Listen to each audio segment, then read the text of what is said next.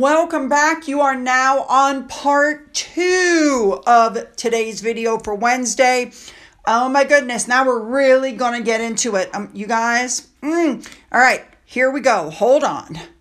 Then we have Meghan's book, The Bench, which they're reporting made about $960,000. Then you have Spotify deal, which was worth $30 million. They're saying right before it was canceled that they only got a small fraction, probably close to about $3 million. They've made $46 million in the last 4 years. Let's not forget the taxes that are going to come out of that. That's a large amount. And then it's being said that they need about $6 million a year just for security. Not to mention that in the area where they live, they're saying that they need about $20 million total. And of course, we know Meghan likes her $5,000 purses and her $5,000 dresses. So if the Netflix deal is in jeopardy or has already been canceled, I could see why Harry and Meghan have gone to a rival streaming group because they need the money badly. Seeing how long it took them to put out all of their other stuff, I agree with Resting Dollface. This proves they can put out content really fast if they need to. Now, you should know that somebody did reach out to Netflix. Again, not only were they surprised, but they confirmed that they remain under contract with them. It also says in the article that Harry would have had to sign a release form to allow ABC to make this into a documentary for Hulu. Stories are coming out saying that Netflix allowed this, that they allowed the Hulu documentary, and it had to be for one of two reasons. Number one, they're bored of Harry, even though they have the deal with him, or they're hoping to use it to drum up interest for a bigger project in the in the pipeline, because they're saying that there's absolutely no way Netflix didn't know about this docudrama, that a deal like that with so much money would have a lot of regulations and would have hoops that Harry would need to go through to make a show with another network. If that's the case, then I'm very surprised to read in the other article that Netflix was surprised by the news. Supposedly, for clarity, it's a rebroadcast from an ABC broadcasting network. It doesn't say Hulu original. That is true. It doesn't. We know for many months there have been rumors Netflix is going to end its relationship with Harry and Meghan. We know that they went to that Bob Marley movie premiere with the CEO of Paramount Pictures, so everybody's holding their breath. But the fact that this docuseries started dreaming on the Disney-owned platform of Hulu, people are now saying that it's Disney. That's right, ladies and gentlemen. They've blown the speculation open that they are going to be moving to the streaming platform Disney. Now, we know that Harry and Meghan already tried to team up with Disney previously. In case you guys forgot, there was a Disney premiere, The Lion King. Harry had to choose between going to that or going to a military event to honor Royal Marines who had been killed. Instead, he went to The Lion King, where this was caught on camera. So what happened was they're going down the line and Harry goes up to the head of Disney. By the way, keep an eye on his wife's face. She is most unhappy. He goes, she'd really like to do voiceover work. And Bob Iger goes, oh, we didn't know that. And Harry goes, well, we'd really like to try. She'd like to try. And he goes, well, we'd love to. So basically, instead of going to the thing for the Royal Marines, he touts on Meghan trying to get her a deal for voiceover work with Disney. And as they move on, it just gets worse. Harry later on says, that's really why we're here. Meghan says it too. We're here to pitch. So, if you need some voiceover work, I'm here. They weren't kidding. They were trying to get her a job with Disney doing voiceover work. And this was before they announced, by the way, that they were stepping back as working royal. So this tells you that they already had plans to leave. But we all know how it went. The Disney exec came back and said, Meghan needs Disney more than Disney needs Meghan, and they refuse to use her for any more work. Now, I have to throw this out here just for the hell of it. At that same event, remember, Meghan came out and said that somebody said they were so happy about my marriage to Harry. It was like when Nelson Mandela was released, and the grandson and everybody said, what the hell is she talking about? Well, here's the conversation with Pharrell Williams that took place that I believe was the conversation that she then twisted in her head to make it what she wanted it to be. So, and even here she's playing the victim towards the end. Just watch this.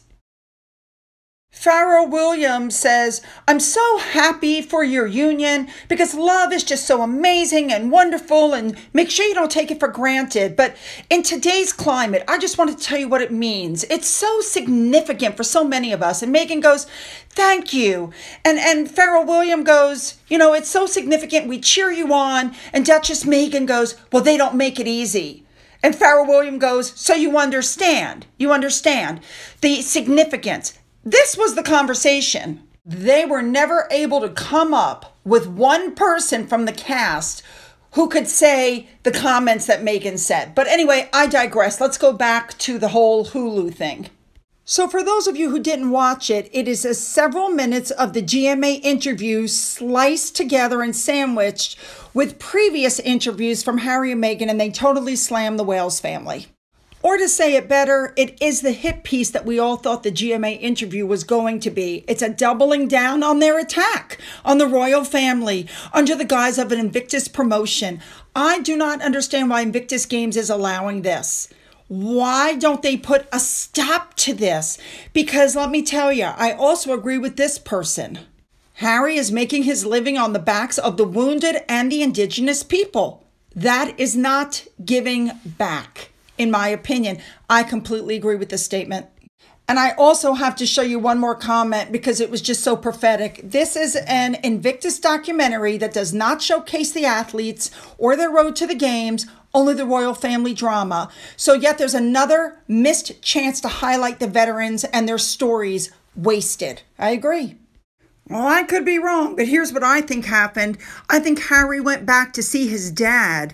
I think he got the reception that he was not expecting, that they told him he couldn't come back as a working royal, that nobody in the family trusted him or wanted to see him, so he decided, fine, I'm going to double down on my attacks. I mean, what happened to the whole, we're past that, we're looking forward, we don't have anything to say about the royal family?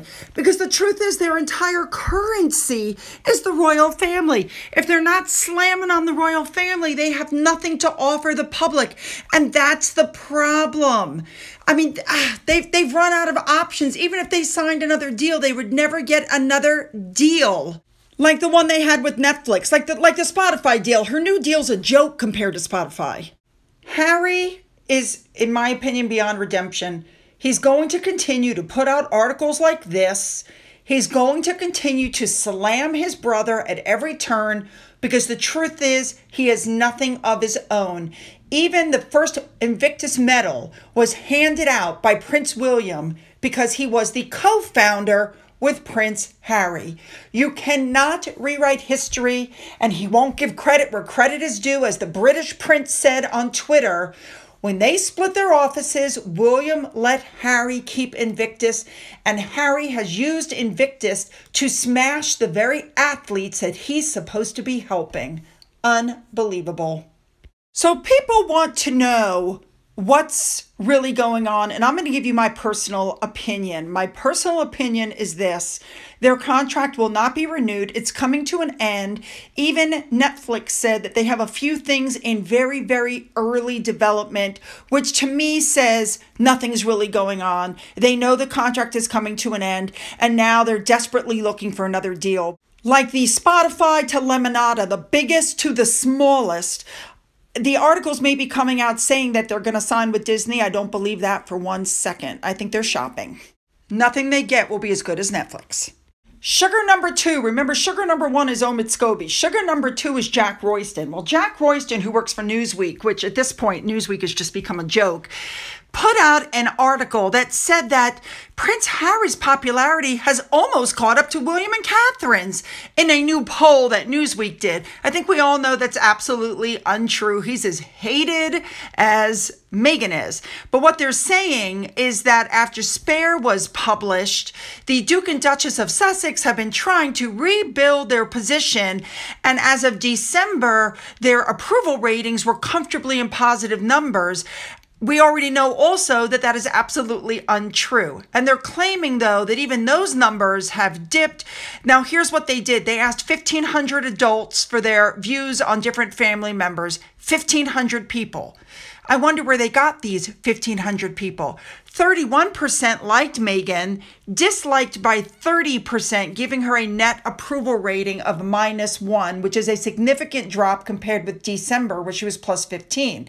They're saying the swing has been driven by a decline in support.